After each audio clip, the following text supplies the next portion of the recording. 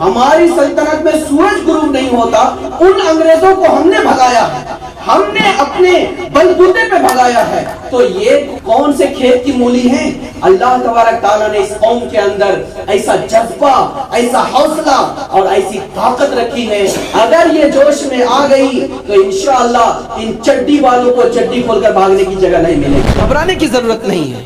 مولانا عثمان bag صاحب رشادی رحمت اللہ علیہ ایک جملہ کہا کرتے تھے، یہاں پر کسی کا انتظار نہیں، کسی کے اوپر انحصار نہیں۔ ہمارے پاس کسی کا انتظار نہیں کہ فلاں صاحب آئیں گے تو ہمارا کام ہوگا، اور کسی پر دار و مدار نہیں کہ فلاں صاحب آئیں گے تو ہی کام ہوگا۔ ہمارے پاس موجودہ مہیا وسائل کو استعمال کر کے ہم آگے بڑھتے ہیں۔ ہمارے سامنے دو ہی راستہ ہے، یا تو کامیابی یا پھر شہادت، یا تو عزت یا پھر شہادت۔ انشاءاللہ دونوں راستے میں ہمارے لیے کامیابی ہے، لیکن سنگ پریوار کے سامنے ہم کبھی نہ جھکے ہیں نہ جھکیں گے، نہ سمجھوتا کیے ہیں نہ سمجھوتا کریں گے، اور یہ حالات بدلیں گے، یہ حالات بدلیں گے۔ ان ظالموں کا ظالمانہ نظام ختم ہوگا، اور اس کو ختم کرنے کے لیے انشاءاللہ ہم اللہ تبارک تعالیٰ کے ساتھ عہد کر کے اس کو ختم کرنے کے لیے آگے بڑھیں گے۔ جہاں تک مسلمانوں کا اصل و رسوخ تھا، اس دائرے کے اندر کسی کو بھی کوئی تکلیف ہوتی تو اس کو روکنے کے لیے سب سے پہلے رسول اللہ صلی اللہ علیہ وسلم کھڑے ہوتے تھے۔ لقد جاءکم رسول من انفسکم عزیز علیہ ما عنتم حریص علیکم بالمؤمنین رؤوف الرحیم۔ یہ ایک قائد کی بے مثال صفتیں ہیں، اگر یہ صفت ہمارے اندر آ جائے تو اس کے بعد ہمیں اور کسی صفت کی ضرورت نہیں ہے۔ یہ وہ قائدانہ کردار ہے جس نے 4 دانگے عالم میں صرف 23 سال میں اسلام کو پہنچا دیا۔ ہم لوگوں کو معلوم ہے مکہ مکرمہ میں رسول اللہ صلی اللہ علیہ وسلم نے 13 سال ایمان کی دعوت دی۔ مسلمان کتنے؟ 100، 150، پونے 200، 200 مان لیجیے، 200 مان لیجیے، لیکن جب یہی قیادت کو فروغ مدینہ میں جا کر ملا تو صرف 10 سال کے اندر آپ صلی اللہ علیہ وسلم نے جب سسٹم دیا، جب نظام دیا، تو 10 سال میں جب حجۃ الوداع کے موقع پر آپ خطاب فرما رہے تھے تو وہاں 1.25 لاکھ صحابہ کرام کہاں سے آئے تھے؟ کہاں سے آئے تھے؟ وہ قائدانہ کردار جو رسول اللہ صلی اللہ علیہ وسلم نے دیا تھا، اسی کا اظہار تھا۔ اسی کی وجہ سے آپ کو کوئی علاقن کا چراغ نہیں ملا تھا، کوئی ایسی جادو کی چھڑی نہیں ملی تھی کہ آپ نے چلائی اور سارے لوگ اسلام کے اندر آ گئے، بلکہ انسانیت کو جن چیزوں کی ضرورت تھی وہ رسول اللہ صلی اللہ علیہ وسلم نے دیا۔ آج اگر آپ پوری دنیا کے اندر دیکھیں گے تو سب سے زیادہ انسانوں کو ضرورت ہے تحفظ کی، سب سے زیادہ ضرورت ہے تحفظ کی۔ اگر آج آپ روڈ پہ کھڑے ہو کے یہ اعلان کرتے ہیں کہ کسی کے اوپر ظلم ہوگا تو اس کو ہم بچائیں گے، خدا کی قسم تمام دلی، تمام آدی واسی اور اس ملک کے جتنے پچھڑے طبقہ ہیں وہ سب آپ کے پیچھے آ کے کھڑے ہو جائیں گے۔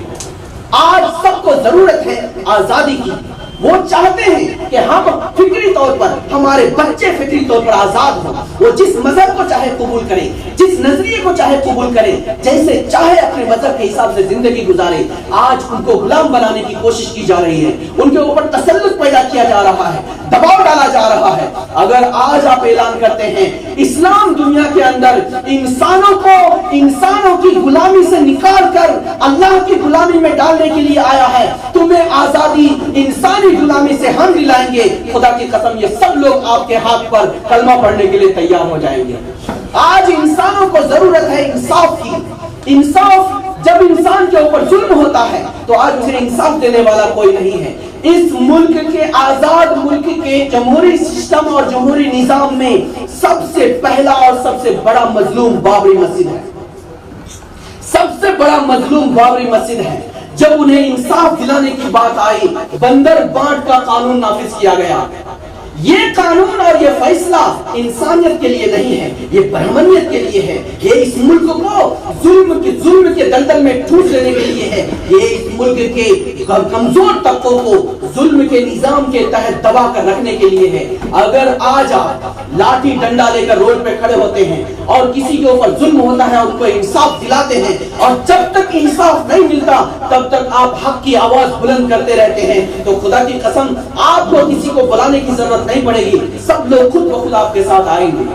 آج اس ملک کے اندر برہمنی نظام کے خلاف ہمواری، برابری، یکسانیت پیدا کرنے کی ضرورت ہے۔ انسان ڈھونڈ رہا ہے کہاں ملے گی ہمیں عزت، کہاں ملے گی ہمیں برابری، کہاں ملے گی ہمیں بلندی۔ جہاں پر بھی ان کو عزت ملے گی، جہاں پر ان کو برابری ملے گی، جہاں ان کو یکسانیت دکھائی دے گی، یگانگت نظر آئے گی، وہاں وہ جا کر کے کھڑے ہو جائیں گے۔ آج برہمنی نظام، وہ جو برہمن شودر شتر اور ویشیہ کا جیسا نظام، اس کو لاگو کرنے کے لیے پورے ملک کے اندر چل رہا ہے۔ آپ کو اس سے بچانا ہے، آپ کو اس سے بچانا ہے۔ یہ حریص علیکم جب ہم بولتے ہیں تو اس کا مطلب ہے انسانیت کو جن چیزوں کی ضرورت ہے وہ ساری چیزیں انسان کو مہیا کرنا، یہ ایک قائد کی ذمہ داری ہے، یہ ایک لیڈر کی ذمہ داری ہے۔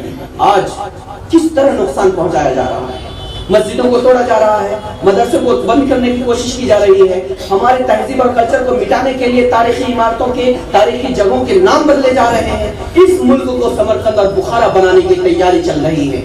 اسلام میں جس لائن سے نقصان پہنچانے کی کوشش کی جاتی ہے، اللہ تعالیٰ نے لولا دفع اللہ الناس بعضهم ببعض لفسدت الارض، اور دوسری جگہ لحرمت صوامع وبیع ومساجد یذکر فیہا اسم اللہ کثیرا کا ایک نظام بنایا ہے۔ آپ اگر دنیا میں زندہ رہنا چاہتے ہیں تو دفاعی نظام کے اوپر ہی آپ کو برقرار رہنا پڑے گا۔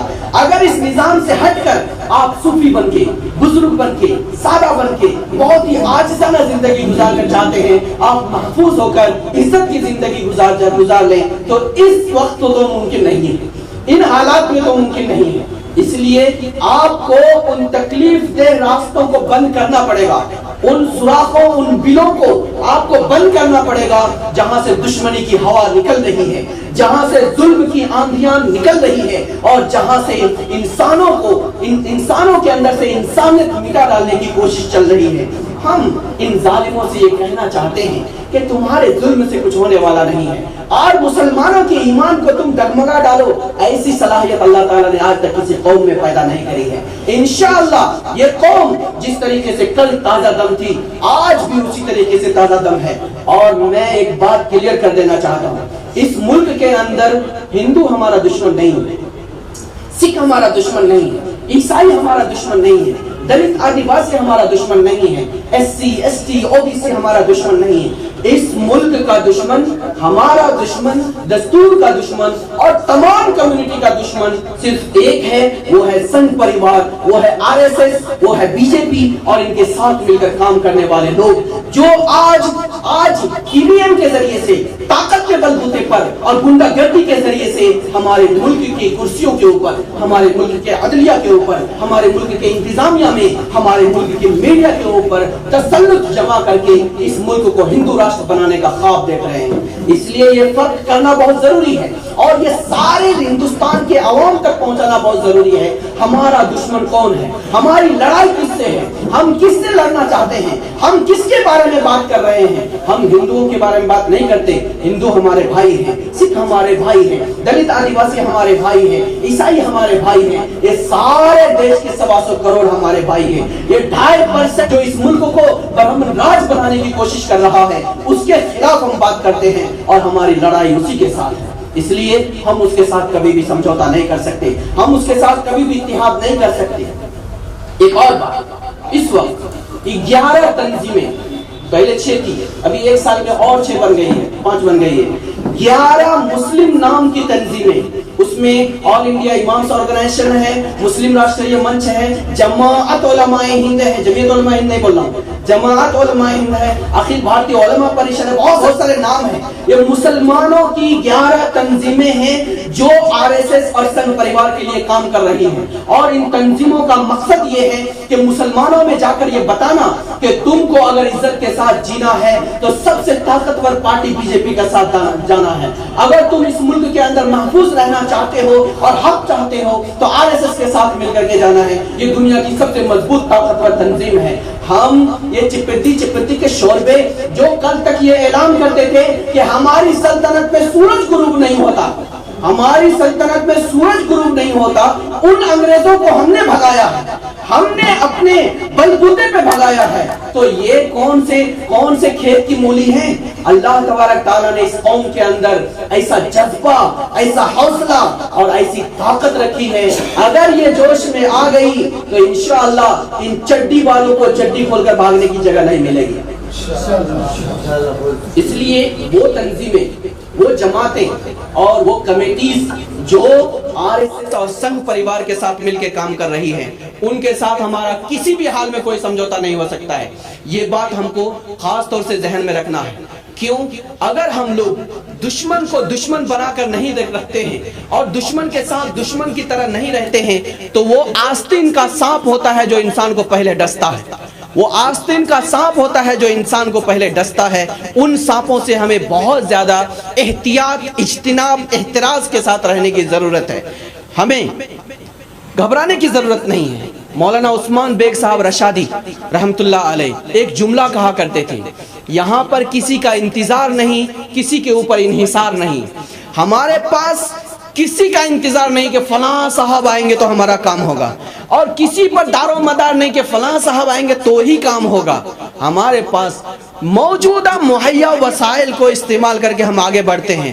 ہمارے سامنے دو ہی راستہ ہے، یا تو کامیابی یا پھر شہادت، یا تو کامیابی یا پھر شہادت، یا تو عزت یا پھر شہادت۔ انشاءاللہ دونوں راستے میں ہمارے لیے کامیابی ہے، لیکن سنگھ پریوار کے سامنے ہم کبھی نہ جھکے ہیں، نہ جھکیں گے، نہ سمجھوتا کیے ہیں، نہ سمجھوتا کریں گے۔ اور یہ حالات بدلیں گے، یہ حالات بدلیں گے۔ ان ظالموں کا ظالمانہ نظام ختم ہوگا، اور اس کو ختم کرنے کے لیے انشاءاللہ ہم اللہ تبارک تعالیٰ کے ساتھ عہد کر کے اس کو ختم کرنے کے لیے آگے بڑھیں گے۔